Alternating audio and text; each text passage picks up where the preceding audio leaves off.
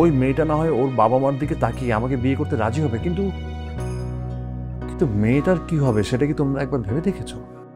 কি আর হবে, তোর মতো হ্যান্ডসাম শিক্ষিত ছেলেকে বিয়ে করার পর সারাটা জীবন আমাদের পরিবারের বউ হয়ে সুখ শান্তিতে কাটিয়ে দিবে। ভুল বলে বাবা, মেয়েটার জীবনে কোনো সুখ শান্তি থাকবে না। আমি সারাটা জীবন মেয়েটার কাছে একটা বোঝা হয়ে থেকে যাব। তোর এই ধারণাটা ভুল বাবা। না মা, এটাই সত্যি।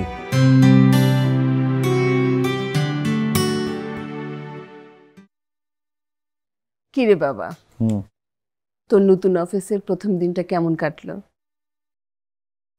ভালো মা, জাকির সাহেব বেশ ভালো মানুষ, আমাকে খুবই খুবই ভালোভাবে ওয়েলকাম করেছেন। আর কলিগদের সঙ্গেও ধরো 2-4 দিনের মধ্যে আন্ডারস্ট্যান্ডিং হয়ে যাবে। সবকিছু তো তাহলে ভালোই চলছে। এবার তোর বাবাকে বলি ব্যাপারটা নিয়ে এগুতে। কোন ব্যাপারটা মা? মা আমি না তোমাকে বারবার বলেছি, প্লিজ এই ব্যাপার নিয়ে আমি আর কোনো ধরনের কথাবার্তা বলতে চাই না। আমাকে একটু আমার মতো থাকতে দাও প্লিজ। শোন বাবা, সব সময় পাশে থাকার জন্য, নিজের ভালো মন্দ শেয়ার করার জন্য একটা মানুষ তো দরকার। তাছাড়া তোর বাবা তো বলেছে যে মেয়েটা তার পরিচিত একজনের। আমি বলছি ইমনকে, আমি বলছি ইমন শোন, আমার একজন পরিচিত লোক আছে যে কিনা তোর সব কিছু শোনার পর তার মেয়ের সাথে তোর বিয়ে দিতে রাজি হয়েছে। জানিস মেয়েটা না কিন্তু খুব সুন্দরী, আর লেখাপড়া করছে। ওসব সমস্যা একটা আছে, পরিবারটা একটু দরিদ্র। তো দরিদ্র হয়েছে তো কি হয়েছে, মেয়েটা ভালো হলেই আমাদের চলবে, তাই না? এরকম অনেক মা বাবা আছে মা, যারা তাদের মেয়েকে আমার মতো পঙ্গু ছেলের সাথে বিয়ে দিতে রাজি হবে। কিন্তু কেন রাজি হবে সেটা কি তোমরা ভেবে দেখেছো? কেন? কারণ আমার বাবার অনেক টাকা, গাড়ি বাড়ি আছে, এভরিথিং, কোনো কিছুর অভাব নেই। তো তুই তো মিথ্যে বলিসনি, আমার তো এইসব আছে। সমস্যা কোথায় বলতো? বাবার সমস্যা আছে। ওই মেয়েটা না হয় ওর বাবা মার দিকে তাকিয়ে আমাকে বিয়ে করতে রাজি হবে, কিন্তু কিন্তু মেয়েটার কি হবে সেটা কি তোমরা একবার ভেবে দেখেছো? কি আর হবে, তোর মতো হ্যান্ডসাম শিক্ষিত ছেলেকে বিয়ে করার পর সারাটা জীবন আমাদের পরিবারের বউ হয়ে সুখ শান্তিতে কাটিয়ে দিবে। ভুল বলে বাবা, মেয়েটার জীবনে কোনো সুখ শান্তি থাকবে না। আমি সারাটা জীবন মেয়েটার কাছে একটা বোঝা হয়ে থেকে যাব। তোর এই ধারণাটা ভুল বাবা। না মা, এটাই সত্যি। আর তাছাড়া মেয়েটা কখনো আমাকে ভালোবেসে বিয়ে করবে না। ওর স্বপ্নকে জলাঞ্জলি দিয়ে মেয়েটা হয়তো তার বাবা মায়ের মুখে হাসি ফোটানোর জন্য আমাকে বিয়ে করবে ঠিকই, কিন্তু মেয়েটার স্বপ্নের কি হবে?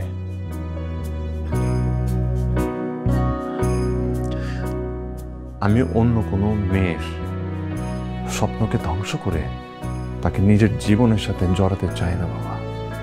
আমি কারো করুণার পাত্র হয়ে থাকতে চাই না, প্লিজ।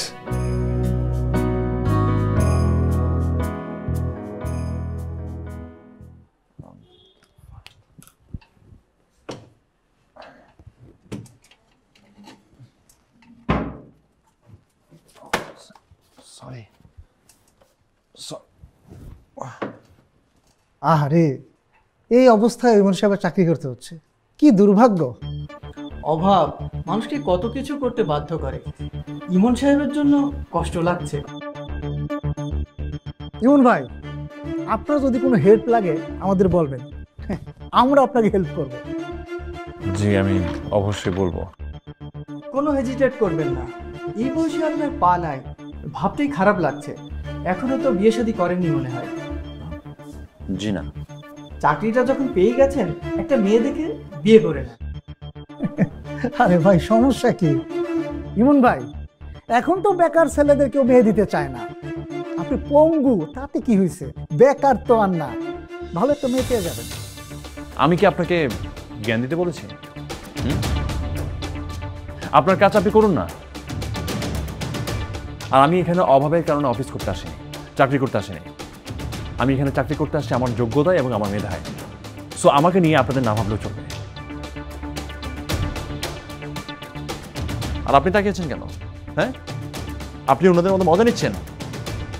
কি ভাবছেন পঙ্গু একটা ছেলে চাকরি করতে আসছে, তাকে একটু মায়া দেখানো দরকার, দয়া দেখানো দরকার? আমার কারো দয়ের প্রয়োজন নাই। পঙ্গু কেউ ইচ্ছে করো হয় না। অ্যাক্সিডেন্ট যে কারো সময় যে কারো জীবনে ঘটতে পারে। যান, কাজ করুন, যান। আসছে আমাকে দয়া দেখাতে। আমি চাই না কারো দয়া।